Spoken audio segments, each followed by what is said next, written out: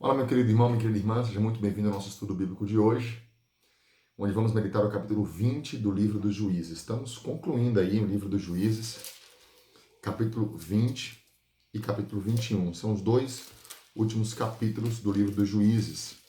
E daqui a pouquinho entraremos no livro de Ruth. Então, são apenas 4 capítulos. Sejamos fiéis, vamos juntos. Estamos aqui retomando depois de alguns dias, uma correria da missão. Não teve como a gente parar, gravar e postar. Mas agora vamos fazer isso e tentar ser fiel o máximo possível, tá bom? Vamos juntos rezar então? Pega a tua Bíblia e vamos meditar o capítulo 20 do livro dos Juízes. Em nome do Pai, do Filho e do Espírito Santo. Amém?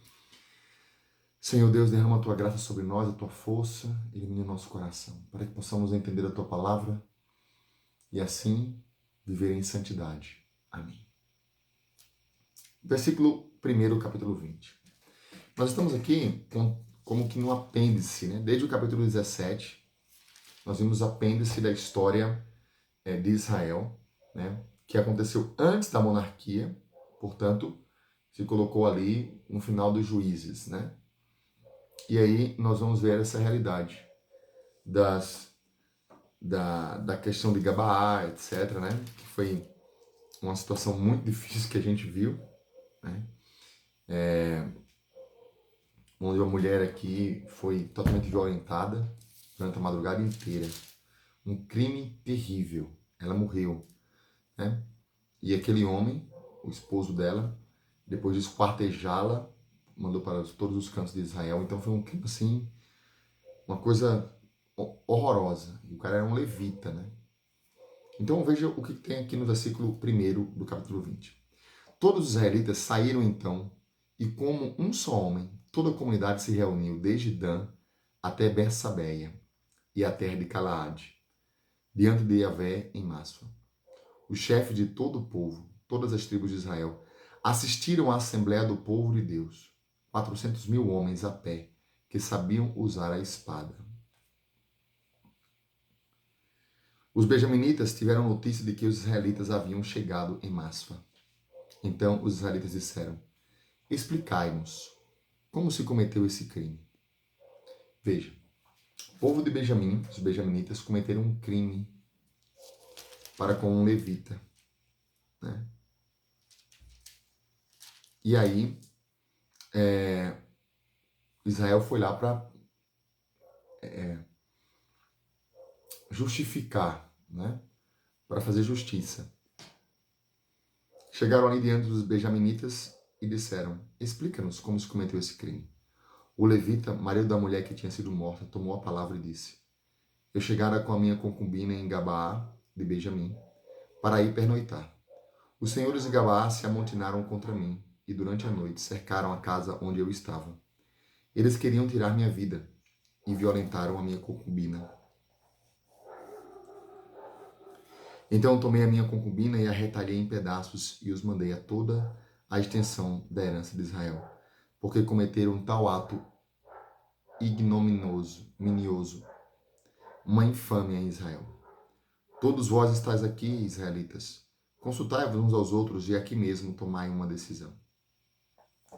Então ele explica o que aconteceu e aí vem. Todo o povo se levantou como se fosse um só homem e disse: nenhum de nós voltará à sua tenda, nenhum de nós retornará à sua casa. Isto é o que faremos agora em Gabaá. Tiraremos a sorte. E tomaremos de todas as tribos de Israel 10 homens em cada 100, 100 em 1.000 e 1.000 em 10.000, os quais providenciarão mantimento para o povo, para aqueles que irão tratar Gabaá de Benjamim conforme a infâmia que ela cometeu em Israel. Assim se reuniram contra aquela cidade todos os homens de Israel, unidos como um só homem. Então, foram vingar, foram combater contra Gabaá. Então, o texto hebraico deixa entender que, após ter sido atacada, a cidade de Gabaá será destinada por sorte, como se ela não fosse mais israelita, né? Então, vai haver uma vingança aqui, né? Uma vingança por aquele crime cometido. As tribos de Israel enviaram emissários a toda a tribo de Benjamim com a mensagem: que crime é esse que se cometeu entre vós?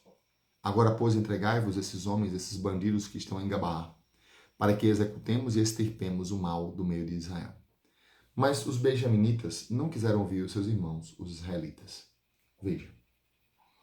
Então, dentro da tribo de Benjamim, existiam alguns homens da tribo dentro dos benjaminitas, de Gabaá. Esses homens cometeram um pecado. O povo de Israel veio, as outras tribos, Dan, né, Judá, etc., vieram, perguntaram o que tinha acontecido e julgaram que deveriam vingar-se, né, matar aqueles homens que tinham feito tal coisa. Foram até os benjaminitas e pediram, olha, onde estão os criminosos? E os benjaminitas não deram os criminosos. Os benjaminitas, deixando as suas cidades, se concentraram em Gabaá para combater contra os israelitas. Contaram-se naquele dia os benjaminitas vindo de diversas cidades. Eram 26 mil homens hábeis no manejo da espada. Os habitantes de Gabaá foram contados a partes, 700 homens de elite. Em todo esse exército havia 700 homens de escol canhotos. Todos eles, com a pedra de sua funda, eram capazes de acertar um fio de cabelo sem errar. Olha que interessante. Com uma funda, aquele mesmo instrumento que Davi utilizou para vencer Golias, aqueles homens eram capazes de acertar um fio de cabelo sem errar. Veja, havia de fato uma adestração, eles eram adestrados, capacitados em usar aquela funda. Então, certamente Davi também era super, mega, ultra adestrado. Sem contar que ele estava sob o Espírito de Deus, né? Então, para ele era natural, teoricamente, acertar a fronte de Golias, porque ele fazia parte desta história do povo de Israel, que eram capazes de acertar um fio de cabelo sem errar. Os homens de Israel foram todos contados, sem incluir Benjamim. Eram 400 mil que sabiam brandir a espada, todos homens de guerra. Puseram-se em marcha para ir a Betel, a fim de consultar a Deus. Betel quer dizer casa de Deus. Quem de nós subirá primeiro para o combate contra os benjaminitas? Ou seja, eram irmãos, né? E aí? Indagaram os israelitas. E Yahvé respondeu, Judá subirá primeiro. Então, primeiro eles foram buscar a orientação em Deus. E Deus disse, Judá subirá primeiro. Pela manhã, os israelitas saíram e acamparam de frente de Gabaá. Os homens de Israel avançaram para o combate contra Benjamim e se dispuseram em ordem de batalha diante de Gabaá. Mas os benjaminitas saíram de Gabaá e naquele dia massacraram 22 mil homens de Israel. Veja. Os benjaminitas eram 26 mil homens e eles mataram 22 mil homens de Israel. Então o exército dos homens de Israel se encheu de coragem e outra vez se pôs em ordem de batalha no mesmo lugar que no primeiro dia. Os israelitas vieram chorar na presença de Yahvé até a tarde e depois consultaram a Yahvé dizendo, devo ainda voltar a lutar contra os filhos de Benjamim, meu irmão? E Yahvé respondeu, marchai contra ele. No segundo dia, os israelitas chegaram perto dos benjaminitas. Porém, nesse segundo dia, Benjamim saiu de Gabaá ao seu encontro e massacrou ainda 18 mil homens dos israelitas, todos eles guerreiros hábeis no manejo da espada. Então todos os israelitas e todo o povo vieram a Betel, choraram, ficaram ali diante de Yahvé, jejuaram todo o dia até a tarde. Veja o que aconteceu. Duas derrotas. Deus até mandou eles, vai lá, combata, vençam, lutem. Eles perderam duas vezes. Duas vezes. Mas o que eles fizeram? Foram até o Senhor. Choraram os seus mortos. Bradaram, reclamaram, mas ficaram ali diante do Senhor. Jejuaram todo o dia até a tarde, ofereceram holocaustos, sacrifício de comunhão perante Yahvé. E depois os israelitas consultaram a Deus. A arca da aliança de Deus estava naqueles dias naquela região. E Finéias, filho de Eleazar, filho de Arão, nesse tempo prestava serviço junto a ela. Eles disseram, devo sair para combater contra os filhos de Benjamim, meu irmão, ou devo desistir? E Yahvé respondeu, marchai, porque amanhã eu entregarei nas vossas mãos. Então, interessante, né? Será que nós temos consultado Deus nas nossas decisões? Né? Temos nos preocupado em consultar a Deus nas nossas decisões? Precisamos. Versículo 29. Então Israel dispôs as tropas em emboscadas ao redor de Gabaá.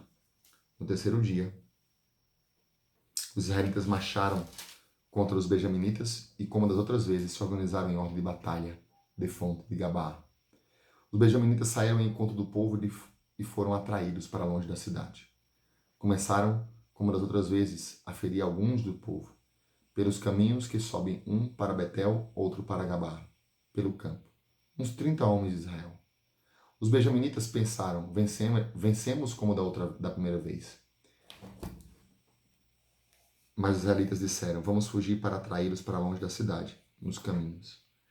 Então todos os homens de Israel abandonaram suas posições, como que fugindo, e se organizaram em Baal Tamar, enquanto a emboscada de Israel surgiu de sua posição sobre o ponto fraco de Gaba. 10.000 homens de elite, escolhidos de todo Israel, vieram contra Gabaa. Recrudesceu o combate, mas os outros não sabiam da desgraça que os aguardava. Yahvé feriu Benjamim na presença de Israel, e naquele dia os israelitas mataram 25.000 homens, todos hábeis no manejo da espada. Os benjaminitas perceberam que tinham sido vencidos. Os homens de Israel cederam terreno a Benjamim, porque confiavam na emboscada que tinham preparado contra Gabá. Os da emboscada se lançaram rápidos contra Gabá, apareceram subitamente e passaram toda a cidade ao fio da espada. Ora, havia sido combinado um sinal entre os homens de Israel e os da emboscada. Estes deviam fazer subir da cidade uma nuvem de fumaça como sinal. Então os homens de Israel, que combatiam na batalha, recuariam, dando meia volta. Benjamim começava já a matar alguns da multidão dos homens de Israel, uns 30 homens. Certamente nós os vencemos, pensaram eles, como da primeira batalha. Mas o sinal da coluna de fumaça começou a elevar-se da cidade, e Benjamim, ao voltar-se, julgou que a cidade inteira estava subindo em chamas para o céu. Os homens de Israel, então, deram meia volta, e os benjaminitas se assombraram, vendo que a desgraça lhes acontecera. Eles fugiram diante dos homens de Israel na direção do deserto, mas a batalha os acossava, e os que vinham da cidade os massacraram, atacando-os pela retaguarda. Eles cercaram Benjamim, perseguiram-no sem trégua, e o esmagaram até perto de Gabaá, ao lado do nascente. 18.000 homens caíram de Benjamim, todos homens valentes. Então eles viraram-lhes as costas e fugiram para o deserto, para os lados do rochedo de Remon. Pelos caminhos, ainda caíram cerca de 5.000 homens. Depois perseguiram Benjamim até cortá-lo, e lhe mataram 2.000 homens deles. O número total dos benjaminitas que tomaram naquele dia foi de 25.000 homens, que sabiam usar a espada, todos homens valentes. 600 retrocederam e fugiram para o deserto na direção do rochedo de Remon. Ali permaneceram 4 meses. Os homens de Israel voltaram aos benjaminitas e passaram ao fio da espada a população masculina da cidade, e até o gado e tudo o que encontravam. E atearam fogo também a todas as cidades que encontraram. E aí? Essa é a história do povo de Israel. A iniquidade, quando entra, o pecado, a falta de perdão, de diálogo, de amor, causa tudo isso. Nós estamos vendo essa realidade, né? Então, que nós, ao olharmos para essa história, possamos entender que hoje guerras também existem. De nossa parte, é guerrear no nosso coração para vencer o homem velho e, principalmente, sermos pessoas boas, amáveis, amadas, para nunca deixarmos de fazer a vontade do Senhor. Quer que Deus falou com você? Compartilhe. Amanhã é o nosso último dia do livro dos Juízes, capítulo 21. Espero por você. Deus abençoe você e até amanhã.